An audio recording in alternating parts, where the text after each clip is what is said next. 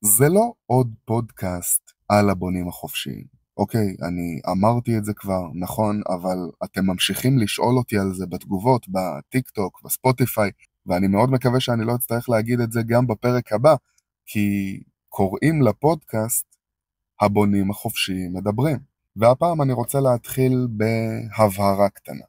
אני לא הולך להזכיר כאן שמות לא של פילוסופים ולא של אנשי דת, ולא בגלל שאני לא מכיר או לא רוצה לתת קרדיט חלילה, פשוט בגלל שזה נושא שנוגע בכולם, זה חוצה דתות, מגזרים, מגדרים, לאום, מטרות, שאיפות. אני לא רוצה שניפול ישר לדעות הקדומות שיש לנו על אותם אנשים, ולכן חשוב שנבוא למהות הספק בראש פתוח. האם ספק הוא חולשה או יסוד? אנחנו רגילים לחשוב שספק הוא חלל שצריך למלא, אבל אולי זה בדיוק הפוך?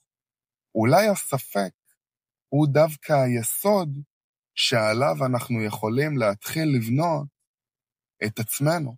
לא משנה לאן הלכתי, תמיד בסוף חזרתי לאותו מקום. למי שאמר שהספק הוא שלב זמני בדרך לוודאות, למי שלא הסכים וטען שהספק הוא גבול ההשגה של השכל האנושי, ואפילו למי שתיארו את האינסוף. זאת אומרת, משהו שאי אפשר להגדיר בשום צורה, ולכן הדרך היחידה לדבר עליו היא רק דרך השלילה. אוקיי, זאת אומרת, זה לא זה ולא זה ולא זה, זה זה. הדרכים שונות, אבל כולן מובילות לאותה מסקנה, והמסקנה היא מאוד פשוטה.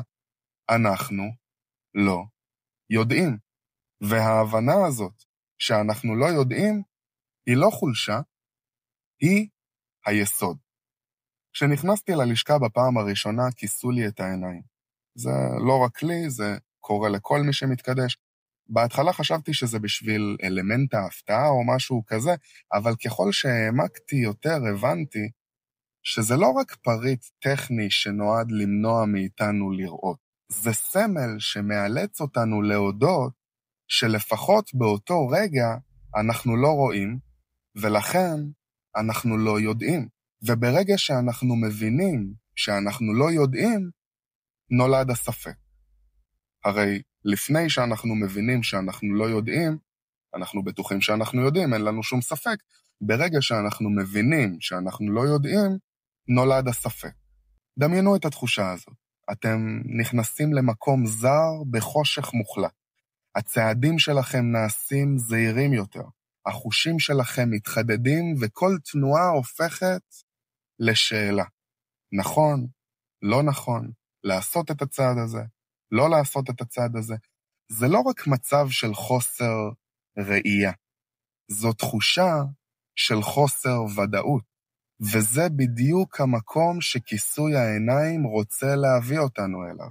והספק הזה הוא לא תקלה, הוא כלי שמזכיר לנו שבניין אמיתי לא מתחיל מתשובות מוכנות, אלא דווקא משאלות.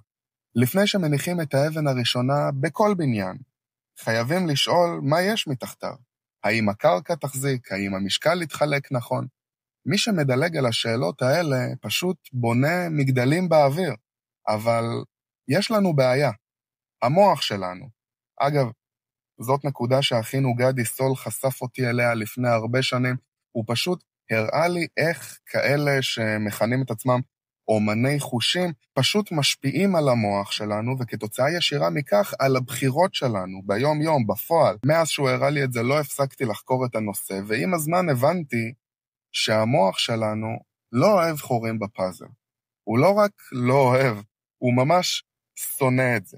וכשנוצר ספק, הוא ממהר לסתום אותו. כמה הוא ממהר? עד כדי כך שברגע שנדמה שיש תשובה אפילו חלקית, המוח מתגמל אותנו מיד בתחושה של הקלה. אפשר להסתכל על זה גם כתגובה כימית, זאת אומרת, המוח מפריש דופמין, וככה הוא מאלף אותנו להעדיף סתימת חורים מהירה על פני שהייה בספק. בואו נזכר בפעם שבה נאלצנו לקבל החלטה מהר רק כדי מה שנקרא לסיים עם זה. אוקיי? זה קרה לכולם. באותו רגע חווינו הקלה, ולפעמים זה באמת הצליח, אבל הרבה פעמים אחר כך גילינו שהבעיה האמיתית בכלל לא נפתרה, וזה בדיוק מה שמוביל אותנו למלכודת. מטבענו כבני אדם, אנחנו לא תמיד מחפשים אמת. אנחנו מאולפים מגיל 0 לחפש הקלה, אבל הקלה היא לא יסוד, היא לא פותרת כלום, היא בסך הכל מספקת לנו שקט תעשייתי, וכשאנחנו בונים עליה, הבניין קורס. הבנייה החופשית מזכירה לנו מהצעד הראשון בלשכה שהספקות הם לא חולשה. הספקות הם יסודות הבניין. הפלס למשל, הוא לא נועד להרגיע אותנו שהכל בסדר, נכון? הוא נועד לחשוף את המציאות, כמו שהיא, יש איזון או אין איזון. ומה נעשה עם החשיפה הזאת? זאת כבר הבחירה שלנו. בדיוק ככה פועל גם הספק. הוא לא נעלם, אבל כשאנחנו שוהים בו מספיק, הוא מתחיל להתבהר. הוא מתחיל לקבל פרופורציות שאפשר לבחון, למדוד ולהבין, במקום להיתקע בתשובה חלקית. כלי העבודה, כולם, לא פותרים את הספק, הם מאפשרים לנו להתמצא בו. בואו ננסה תרגיל קטן, זרמו איתי רגע. תחשבו על ספק שמלווה אתכם. לא משנה אם זה ספק גדול או קטן, זה צריך להיות משהו שמעסיק לכם את הראש. אוקיי? יש לנו? מעולה. במקום למהר לסגור אותו, בואו ננסה לשאול מה באמת עומד מאחוריו. האם חסר לנו מידע? האם זה הפחד שמנהל אותנו? או שאולי זה רק הדחף הבסיסי של המוח לסתום חורים בפאזל כדי להרגיש בשליטה. בטח שמתם לב שכשאנחנו מנסחים את הספק מחדש בעזרת הכלים האלה, הוא כבר לא מאיים, הוא הופך למצפן. אנחנו לא פתרנו את הספק, אנחנו הפכנו אותו לכלי שמכוון אותנו. אגב, בעולם העסקים וההשקעות קוראים לזה ניהול סיכונים. אוקיי, זאת אומרת, לא חסרות תקלות בנייה אצל האנשי מקצוע הכי טובים שיש, עם המכשור הכי מתקדם שיש, עדיין יכולות להיות תקלות. אנחנו לא יודעים, וזה בדיוק מה שכיסוי העיניים מזכיר לנו. המטרה היא לא להיפטר ממנו כמה שיותר מהר ולקבל את כל התשובות. המטרה היא להסכים לשהות בו, עד שהספק עצמו יהפוך ליסוד שעליו נוכל לבנות את עצמנו.